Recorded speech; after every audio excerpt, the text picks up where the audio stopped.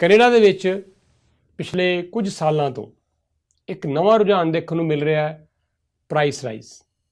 ਘਰਾਂ ਦੀ ਪ੍ਰਾਈਸ ਲਗਾਤਾਰ ਵੱਧ ਰਹੀ ਹੈ। ਮੂੰਹ ਮੰਗੀ ਪ੍ਰਾਈਸ ਤੇ ਪ੍ਰਾਪਰਟੀਆਂ ਵਿਕ ਰਹੀਆਂ। ਆਸਕਿੰਗ ਪ੍ਰਾਈਸ ਤੋਂ ਉੱਤੇ ਪ੍ਰਾਪਰਟੀਆਂ ਵਿਕ ਰਹੀਆਂ। ਛੋਟੇ ਘਰ ਨਹੀਂ, ਮੀਡੀਅਮ ਦਰਜੇ ਦੇ ਘਰ ਨਹੀਂ, ਜਿਹੜੇ ਵੱਡੇ ਵੱਡੇ ਘਰ ਨੇ ਉਹਨਾਂ ਦੀ ਵੀ ਹੁਣ ਆਸਕਿੰਗ ਪ੍ਰਾਈਸ ਤੋਂ ਵੱਧ ਕੀਮਤ ਮਿਲ ਰਹੀ ਹੈ।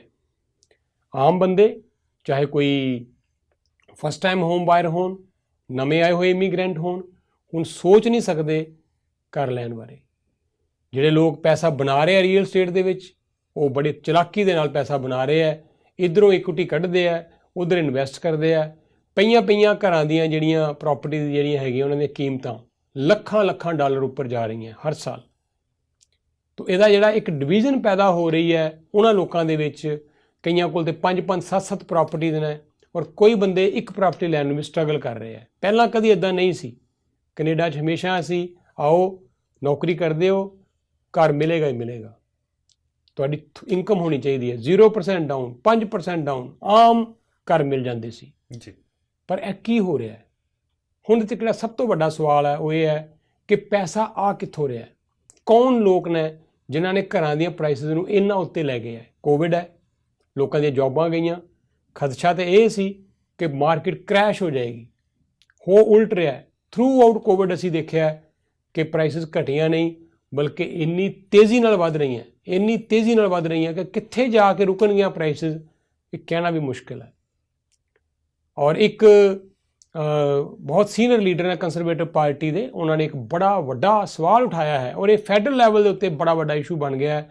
ਔਰ ਟਰੂਡੋ ਸਰਕਾਰ ਲਈ ਵੀ ਬੜਾ ਵੱਡਾ ਇੱਕ ਚੈਲੰਜ ਪੈਦਾ ਹੋ ਗਿਆ ਹੈ ਕਿ ਕਿਵੇਂ ਇਹਨਾਂ ਪ੍ਰਾਈਸਿਸ ਨੂੰ ਰੋਕਿਆ ਜਾਵੇ ਵਧਣ ਤੋਂ।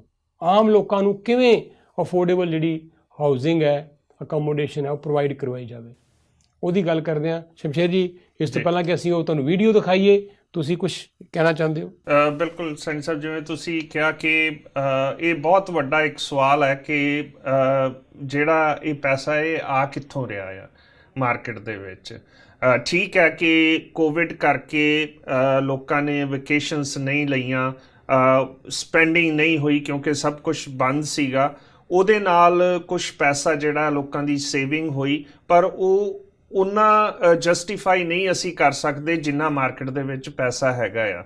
ਲੋ ਜੀ, $200 ਬਿਲੀਅਨ ਪਰ ਈਅਰ ਰੀਅਲ ਸਟੇਟ ਦੀ ਮਾਰਕੀਟ ਦੇ ਵਿੱਚ ਇਨਵੈਸਟ ਹੋ ਰਿਹਾ ਹੈ।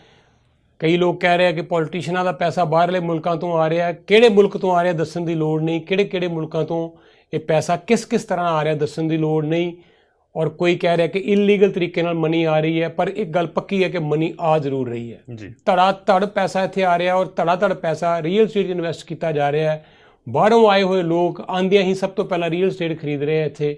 ਔਰ ਇੱਥੋਂ ਦੇ ਜਿਹੜੇ ਮੂਲ ਬਸ਼ਿੰਦੇ ਹੈ ਉਹ ਹੁਣ ਸੋਚ ਰਹੇ ਆ ਕਿ ਉਹਨਾਂ ਦੇ ਬੱਚੇ ਕੱਲ੍ਹ ਨੂੰ ਕਿਵੇਂ ਅਫੋਰਡ ਕਰਨਗੇ ਇੱਥੇ ਆਪਣਾ ਘਰ। ਸੁਪਨਾ ਕਦੀ ਪੂਰਾ ਉਹਨਾਂ ਦਾ ਹੋਏਗਾ ਘਰ ਲੈਣ ਦਾ ਕਿ ਨਹੀਂ? ਤਾਂ ਆਓ, ਇਹ ਕੰਜ਼ਰਵੇਟਿਵ ਪਾਰਟੀ ਦੇ senior leader, member of parliament ਵੀ ਨੇ, ਉਹ ਕੀ ਨੁਕਤਾ ਉਠਾ ਰਹੇ ਆ, ਕੀ ਮੁੱਦਾ ਉਠਾ ਰਹੇ ਆ, ਤੁਹਾਨੂੰ ਅਸੀਂ ਦਿਖਾ ਰਹੇ ਹਾਂ। Where's the money coming from? Where is the money coming from? That's a question that people in Waterloo might be asking today after a house that was up for sale for $800,000 went for $1.2 million. A small house with 4 bedrooms. One realtor tweeted that it had gone up 100% in just 2 years. These are the questions my constituents are asking. We had a similar transaction about a half an hour south of here where a modest middle-class suburban Ottawa home listed for $800,000 went for $1.2 million.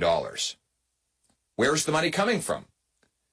For the $200 billion year-over-year increase in the volume of transactions in the real estate sector that occurred even while the economy was smaller than it had been pre-pandemic. Where did Canadian financial institutions get the $193 billion they lent out in mortgages since the pandemic began? At a time when wages were dropping and unemployment was rising, how is it possible that financial institutions found $193 billion to increase mortgage lending? Where did the money come from to fuel the 20% year-over-year inflation in real estate, the biggest in one-year increase on record, according to the Canadian Real Estate Association.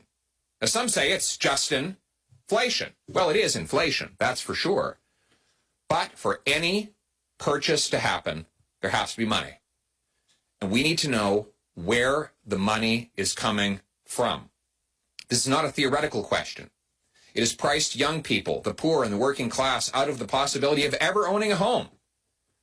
Many young renters have calculated that not only can they not afford a home now, but that even at their current trajectory, they will never be able to afford a home. And we are creating a permanent division in our society between the aristocracy who owns and everyone else who must rent forever, whose hard work and wages will forever go to paying the mortgages of those who own and rent to them. Furthermore, with prices growing far more quickly than incomes, we risk the possibility of a major housing crash when interest rates go up, just like the Americans experienced in 08-09, a devastating event which left many people with mortgages worth more than their houses, something that led to a near global depression. And here in Canada, it is worse than anywhere else except New Zealand. We have the second worst housing bubble on earth, according to Bloomberg. According to Demographia, Vancouver has the second and Toronto the fifth most unaffordable housing markets in the world. Now, we can debate the causes of that. You can say that it's because of municipal bureaucrats and politicians blocking construction. You can say it's because people's tastes have become more expanded during the COVID period. They want more space and oxygen.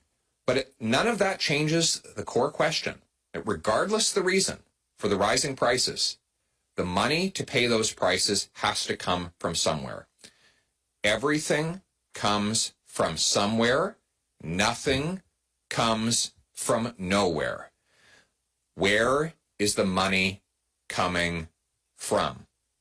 That's the question Conservatives will demand answers to in forthcoming Finance Committee hearings. Today I announce Conservatives will call for the Finance Committee to return to Parliament next week in order to immediately begin studying the housing inflation crisis.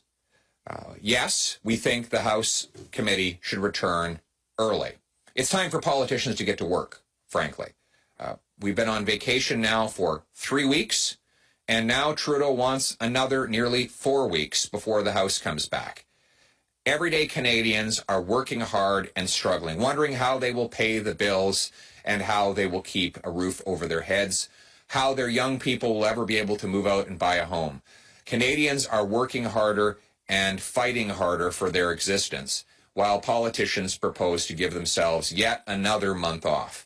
Enough is enough. It's time for us to get back to work. It's time for the Finance Committee to return and immediately begin emergency hearings into where all the money is coming from that is ballooning our housing market, making home ownership unaffordable to our youth and working class, and risking a massive financial collapse later on. Thank you very much, and I now anticipate your questions.